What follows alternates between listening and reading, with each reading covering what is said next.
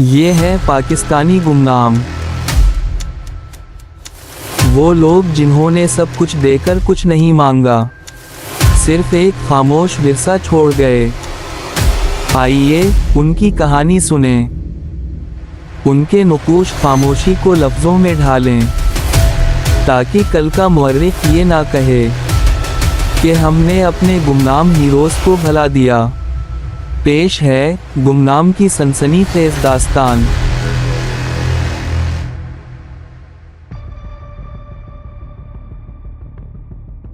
जैसे ही फ़ोन बंद हुआ, सुल्तान ने बड़ी मुश्किल से अपनी रोकी हुई सांस बहाल की और पास खड़े तैमूर को घूरने लगा। काट की हदिया बार बार नहीं चढ़ती, ऐसे ना देख प्यारे, ये सब बहुत ज़रूरी था, वरना तू भी जानता है कि वो कितनी टेढ़ी खीर है, उसने किसी सूरत मानना ही नहीं था। तैमूर इसके यूं देखने पर हस्बे आदत एक मुहावरा जड़ गया, तो वो बेचैनी से नज़रें फेर गया। लेकिन यार, ये सब मुझसे कहलवाने की क्या ज़रूरत थी, हम इसे किसी और तरह से भी समझा सकते थे। वो वाकई बहुत परेशान हो गया था। भाई, बड़ी मुश्किल से सारी गेम सेट की है, अब कोई मसला मत करना। इतना सोच ले कि इसकी ज़िंदगी ही हमारे लिए सबसे ज़रूरी है, और वो कौन सा तेरे से दूर जा रही है, वो तेरी है और हमेशा रहेगी। हाँ, ऐसा करने से ये ज़रूर होगा कि अब हम लोग जवाद से उसकी जान आसानी से छुड़वा सकेंगे, क्योंकि वहाँ बरतानिया में वो लोंडा मुकम्मल तौर पर हमारे हाथों में होगा।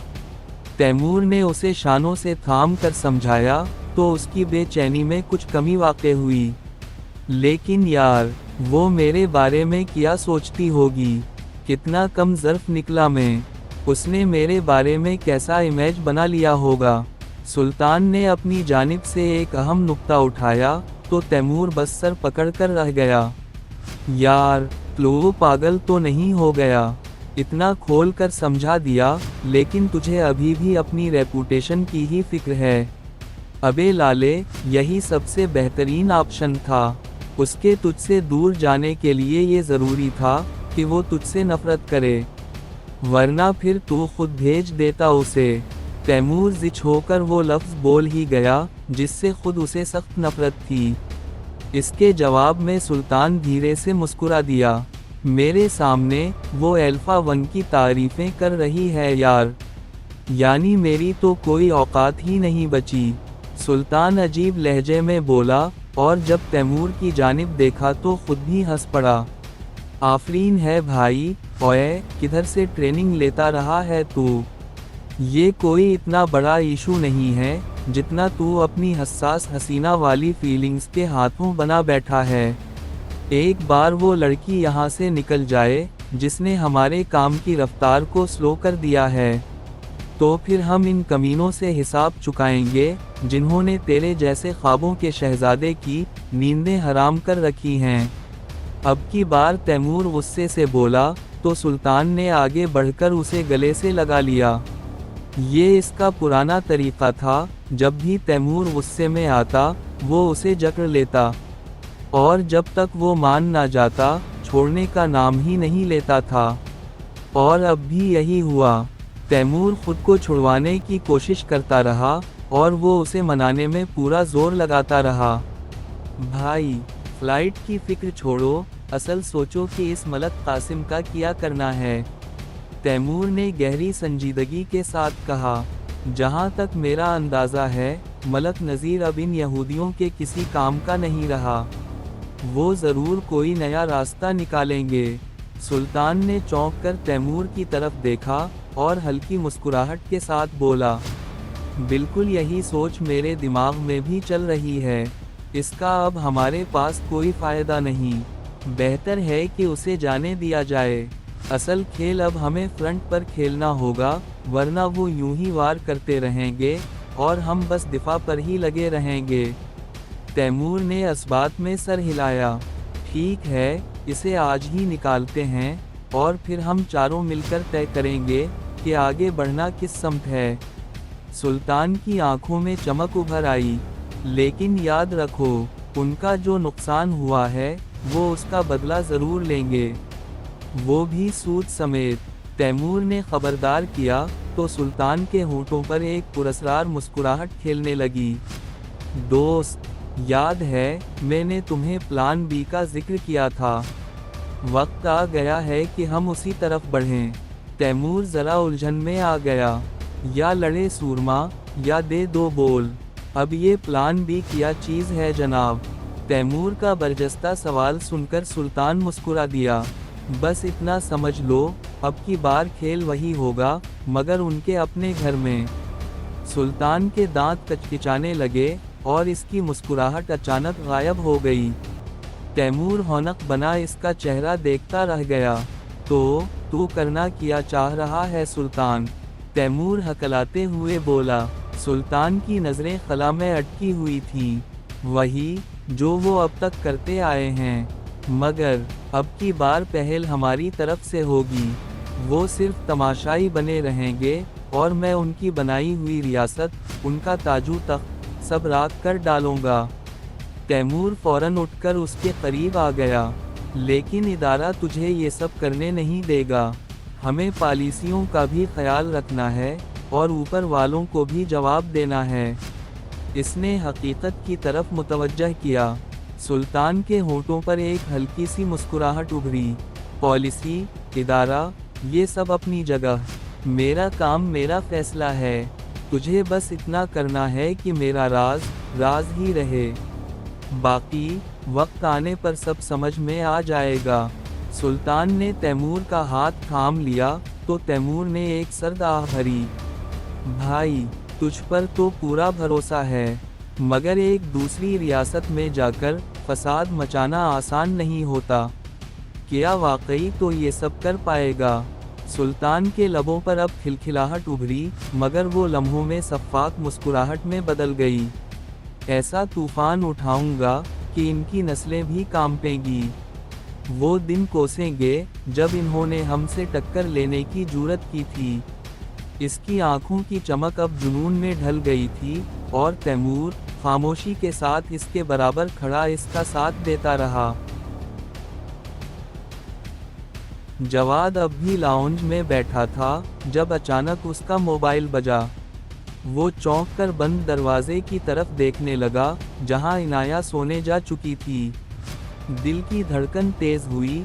उसने फ़ोन की स्क्रीन देखी, कुछ भी लिखा नहीं था।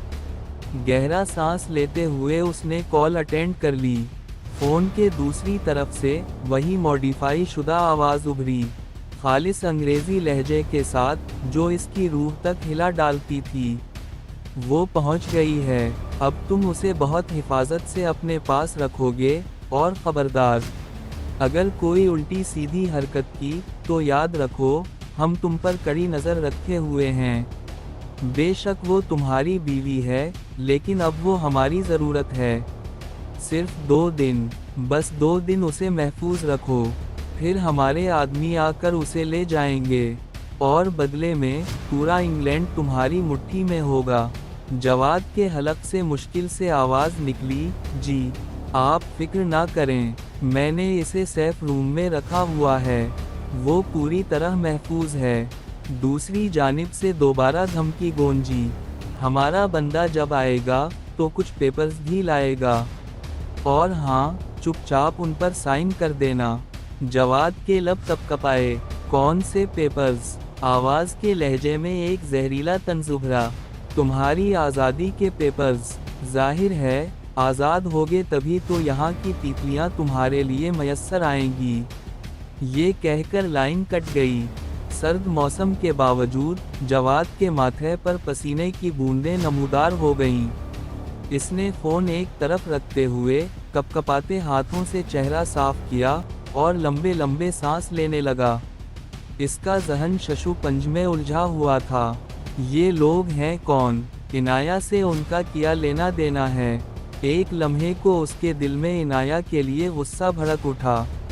अच्छा ही हुआ उसी के साथ ये सब होना चाहिए। जितनी बार उसने मेरी बेइज्जती की है, सुल्तान के सामने भी और अभी एयरपोर्ट पर भी।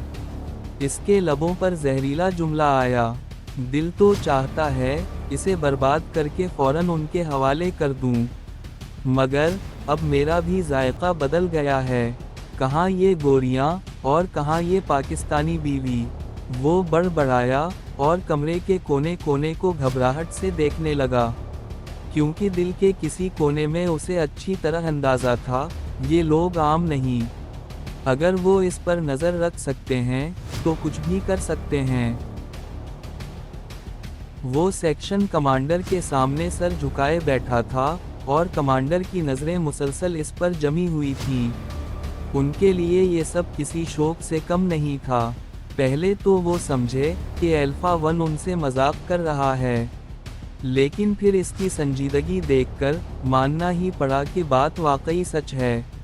मतलब यूं अचानक तुम्हें क्या काम आ पड़ा है कि इंग्लैंड जा रहे हो? सेक्शन कमांडर ने ज़रा रौबदार लहजे में पूछा। अगर बताना पसंद करो तो मैं तुम्हारी छुट्टी को ऊपर करूं। अल्फा आहिस्तगी से सर उठाकर बोला, सर वो मेरी होने वाली बीवी इंग्लैंड में रहती है। माँ जी की ख्वाहिश है कि मैं एक बार जाकर इससे मिल लूं, ताकि आगे की बात बढ़ सके। इसीलिए छुट्टी चाहिए थी। सोचा थोड़ा घूम फिर भी लूँगा और होने वाली बेगम से भी मुलाकात हो जाएगी। ये कहते हुए वो हल्का सा शर्मा गया। सेक्शन कमांडर ने हैरानी से उसे देखा, फिर अचानक जोरदार कहकहा लगा दिया। कमरा इसकी हंसी से गूंज उठा। अरे देखो तो, क्या ये वही अल्फा 1 है जिसके नाम से दुश्मनों की जान निकलती है? ऐसे शर्मा रहा है जैसे कोई दोशीज़ा हो और लड़के वाले उसे देखने आ गए हूँ। सेक्शन कमांडर ने बरादो 1 की तरफ देखकर हंसते हुए कहा। बरादो 1 भी मुस्कुरा कर बोला, जी चीफ, शक्ल देखें तो पहाड़ तोड़ने वाला, और यहाँ शर्म से पसीने में डूबा हुआ है। खैर शुक्र है कि इसकी खुश्क ज़िंदगी में भी किसी निस्वानियत की बहार नाजल हुई, वरना ये तो खुश्क बनकर ही मर जाता। अल्फा 1 ने बस गुस्से से उसे घूरा, मगर सबकी हंसी निकल गई।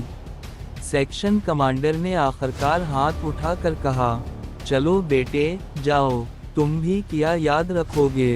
दी छुट्टी तुमको। हम भी देखेंगे कि दूसरों पर नुक्ता चीनी करने वाला खुद जब फंसता है तो इसकी क्या दुर्गत बनती है। अल्फा 1 ने गहरा सांस लिया। कब जाना चाहते हो? कमांडर ने संजीदा लहजे में पूछा। मैं कल ही तुम्हारी छुट्टी अप्रूव कर दूंगा, लेकिन याद रखो 15 दिन का मतलब ये है कि 16वें दिन तुम यहाँ मौजूद होगे। अल्फा 1 ने धीरे से सर झुकाकर हामी भरी। वो जानता था कि वक्त महदूद है, मगर उसे अपने रब पर कामिल यकीन था। बेफिक्र रहें सर जी, इंशाअल्लाह बहुत जल्द आपको यहीं मिलूंगा। अल्फा पुरएतिमाद लहजे में बोला। सेक्शन कमांडर मुस्कुराते हुए उठ खड़े हुए और अल्फा 1 बरादो 1 के साथ बाहर आ गया। इसे बखूबी इल्म था कि अब भी उसे बरादो 1 की रहनुमाई दरकार है, क्योंकि पराये देश में कदम रखना, वहाँ खेल खेलना बिल्कुल आसान नहीं होता। 2 दिन इनाया ने बड़े सुकून से गुजारे थे। हैरत की बात ये थी कि जवाद ने उन दिनों में उसे छेड़ने या परेशान करने की बिल्कुल भी कोशिश नहीं की। इसे खुद भी ताज्जुब था कि अचानक ये काया पलट कैसे हुई, मगर चूंकि हालात इसके हक में थे, उसने भी खामोशी इख्तियार कर रखी थी। उस वक्त वो बालकोनी में बैठी लंदन के हसीन नज़ारों में खोई हुई थी। हल्की हल्की बारिश जारी थी, जिसने मौसम को और भी दिलकश बना दिया था। शायद उसी मौसम का असर था कि इसके दिल में सोचों का तूफान उठ रहा था। जवाद सुबह ही निकल जाता और रात गए ही वापस आता।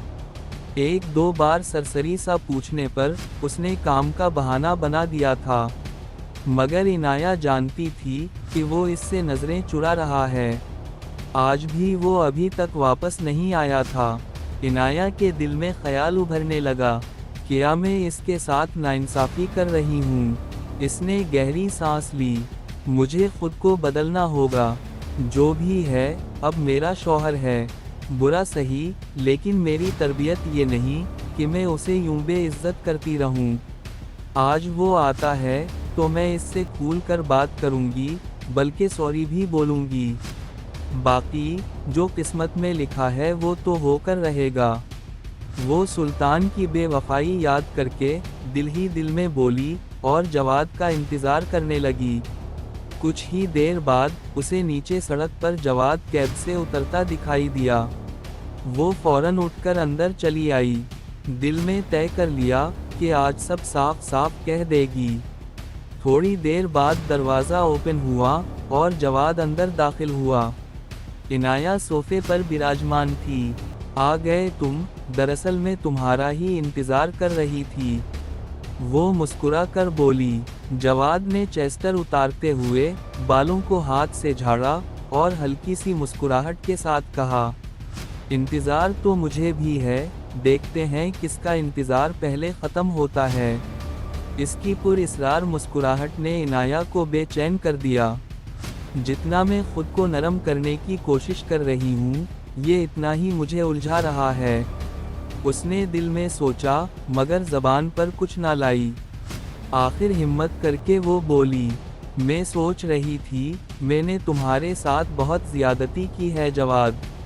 मैं अपनी गलती के लिए सॉरी बोलती हूँ, आइंदा मुहतात रहूँगी, वो एक सर्द आह भर कर बोली। जवाद के होठों पर हंसी उभर आई। कोई बात नहीं यार, हमारा रिश्ता ही ऐसा है, तुम टेंशन ना लो, वो इत्मीनान से बोला। लेकिन इनाया की छठी हिस्स ने खतरे की घंटी बजा दी। अभी वो मज़ीद कुछ बोलती कि अचानक फ्लैट के दरवाजे पर दस्तक हुई। जवाद, प्लीज़ दरवाज़ा मत खोलना। इनाया के खदशात इस कदर शदीद हो गए थे कि वो ज़बान पर आ गए। जवाद ने चौंक कर उसे देखा, फिर हैरानी से कंधे उचका कर आगे बढ़ गया। दरवाज़ा खुलते ही मंजर यकसर बदल गया। 3 हटे कटे आदमी, काले सूट और काले चश्मे पहने, जवाद को ज़बरदस्ती धकेलते हुए अंदर दाखिल हो गए। ये कहानी आपको कैसे लगी? अच्छी लगी तो वीडियो को लाइक और चैनल को सब्सक्राइब करें और बेल आइकन भी दबा दें ताकि नई वीडियोस आप तक फौरन पहुँचें। मिलते हैं अगली वीडियो में, तब तक के लिए हमें दें इजाज़त। अल्लाह हाफिज़।